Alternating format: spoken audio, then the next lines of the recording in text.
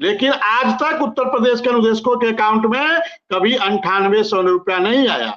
और उनके कहने के कुछ दिन बाद ही जो 8470 मिल रहा था उसको भी घटाकर 7000 कर दिया गया और 9 महीने की 13230 रुपए की रिकवरी भी। मित्रों के समायोजन को लेकर अनुदेशक साथियों के मानदेय को लेकर लगातार संघर्ष जारी है। उसी कड़ी में एक बड़ी अपडेट निकल के आई है जो कि आपके लिए काफी महत्वपूर्ण होने वाली है।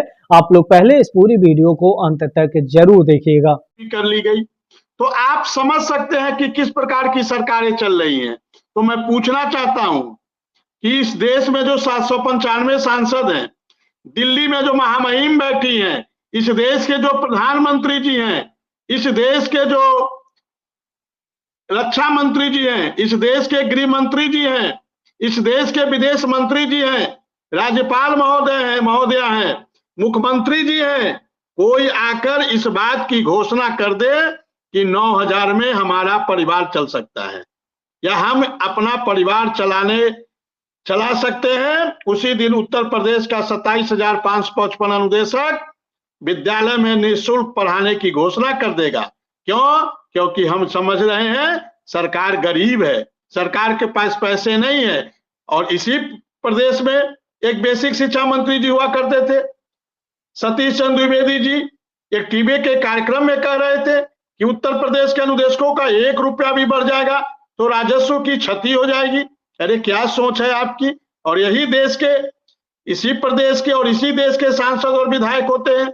जब अपना भत्ता बढ़ाना हो, अपना वेतन बढ़ाना हो तो सब मेज थपथपा के, कहां पक्ष कहां विपक्ष, कौन अगड़ा कौन पिछड़ा, कौन एससी कौन एसटी कौन ओबीसी, कोई नहीं होता। सब मेज थपथपा के प्रस्ताव किसका है, विपक्ष का है कि सत्ता पक्ष का है, इससे कोई मतलब नहीं है। सब लोग मेज थपथपा के अपने भत्ता बढ़ा लेते हैं, अपना मानदेय बढ़ा लेते हैं, अपना वेतन बढ़ा लेते हैं। लेकिन जब अनुदेशकों की बात आती है तो कमेटी बैठ जाती है, अनुदेशकों की बात आती है तो बड़े बड़े कमेटी के सदस्य चले आते हैं। और कितनी कमेटियां आई, कितनी कमेटियां गई। इसी प्रदेश में कमेटी लेकर आए थे दिनेश चंद्र शर्मा जी, और दिनेश चंद्र शर्मा जी की कुर्सी भी चली गई और वो कमेटी भी पता नहीं कहां चली गई।